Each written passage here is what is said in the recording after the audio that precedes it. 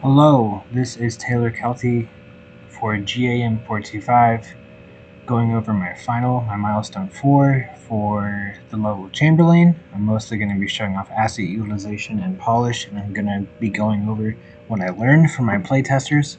So let's dive right in. I'm actually just going to fire it up. So as far as the lighting, which was one of the biggest things I got from playtesting, is that sometimes it's too dark. I realized that Unreal takes about like 3 seconds for the lighting to kind of fill up through. So pretty much whatever area you're in, the first 2 seconds are pretty dark, and then by second 3, the lighting starts filling up everywhere. Anyway, so going over assets and polish. I wanted every area to not just kind of make sense for itself, but also have something interesting to find, hence a giant chainsaw you can hide behind. Another big thing that I also learned from playtesting was it was annoying when it looked like you should be able to walk up something, but instead you had to jump. Like if it looked like something the player could be able to step up, it's annoying when you actually have to jump. So anyway, we have this outside area with trees you can duck and cover behind. Trees you can walk right through, but they make it difficult to see through. And then we also have some vehicles over here that are obscuring a health item. I don't need it because I have full health. I'm not going to go down this way yet, but I will go this way. So there's an elevator that will come down. You'll see, as indicated by the pictures right here. I'll go up it later. And then this area is kind of like a baby's first maze. It's mainly just some stuff to run around some walls. And I wanted all those walls to have a purpose. So whether or not it's like a donut counter, fruit stand, again, this is just making the most out of what I got from my assets. This was just a room with something you can hide behind, run around. I wanted it to look kind of like my studio apartment. Again, a vendor counter, which I think, nope, controls how you crouch. I never crouched in this playtest. Lyra again. Hanging out in their bedroom, clearly the bedroom of a basketball champion. Again, I wanted every area to not just have a purpose for running around in cover, but also a purpose in the world.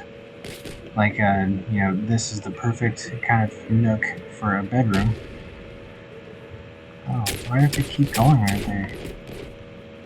Anyway, whatever, that's the AI of Lyra.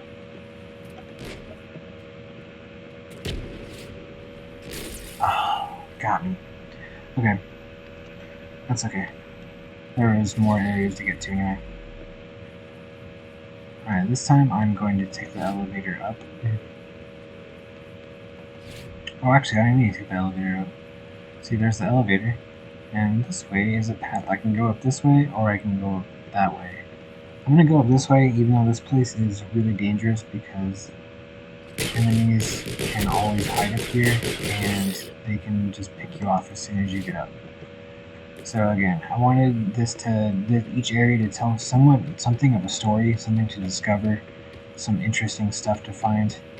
These are church pews, and then these are like church altars with a casket, and I thought it would look kind of cool. Whatever. I'm not going to explain all this stuff. That kind of takes away the mystery of it.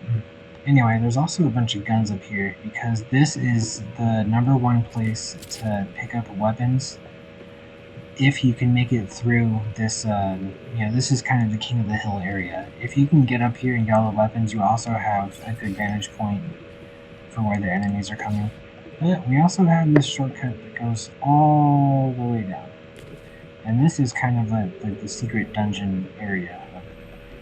We have these dragons floating around, which if you landed down here in the dungeon, it makes it hard to leave without getting bumped and falling down into all those spikes. And that happens to me all of the time. Nice. Okay. Right there. There's another obstacle to jump to over there. So I'm going to go up the trickier path. No, I'm not. I'm actually going to fall down into the spikes and die. I'll show you the trickier path. Oh, please stop shooting me. Okay, so we're going to take a shortcut down this way. 2 for 1. Alright, anyway, whatever. Other than going down into the dungeon, we have this kind of roof area up here. There's a body right there. I wanted every area to have something interesting to find, as well as a purpose for, like, you know, this way is a shortcut. This way has a good item or whatever. Everything I thought should tell a little bit of a story. Like, this is like a street corner. This one's just got some trash over here you can hide behind, whatever. And then back to where we were before with a tow truck. This tow truck actually, it's not static. It's movable.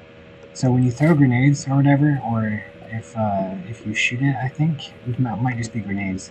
It will move. Like, it was not on its side when this match started. It's not supposed to be. Grenades did that. Thanks, grenades. So this area is the tricky path. Again, you come down here through the tunnel or through the shortcut. Say we somehow made it over, jumped, and now we're over here. Oh, wow. Yeah, you can see why it's tricky. Coming down, easy. Going up it, super duper difficult. Oh, perfect. There we go. I'm not going to focus on this too much because I think this is kind of a matter of taste. Going down, easy. Going up, tricky.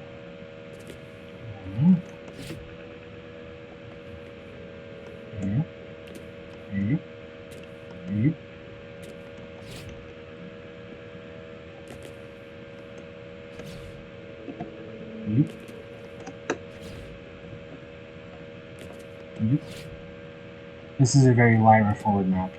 Anyway, we also have this hallway right here that I didn't want to just be an empty hallway, so I filled it with crates. Again, you know, that level said, you know, crates again. But I wanted the crates to have more than a purpose of just ducking behind, so you can also use them to climb up, get a vantage point, and you can also take advantage of these convenient shortcuts right here.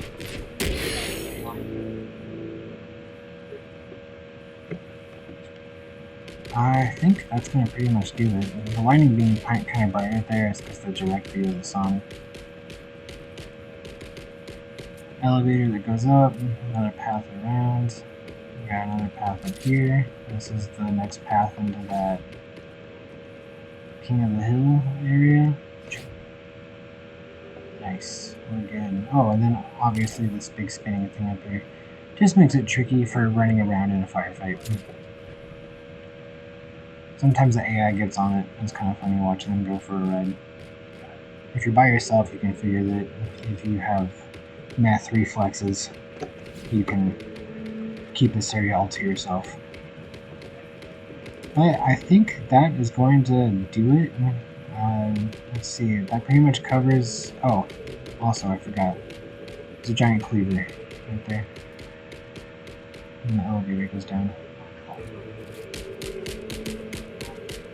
Giant cleaver in this guy.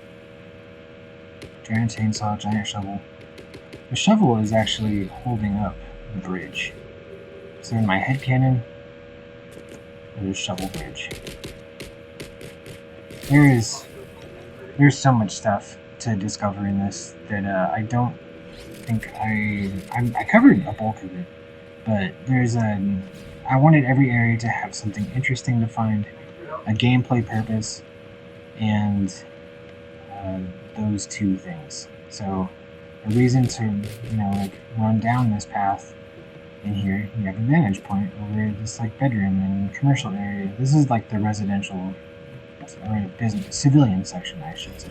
This is the civilian section. We have this elevator going up. We haven't taken the elevator up yet. Gun City. Let's see if I can just find those enemies again before I wrap this up. They're like always, yeah, what do you know? Surprise, surprise. Oh, perfect. Alright, that is my level Chamberlain, a team shooter level that I wanted to have the interconnectivity of Dark Souls 1's Fire Emblem Shrine. I chose to kind of give it an abstract mashup theme with a bunch of stuff. This is one of my favorite areas just to close out on. I love how the statues look down here.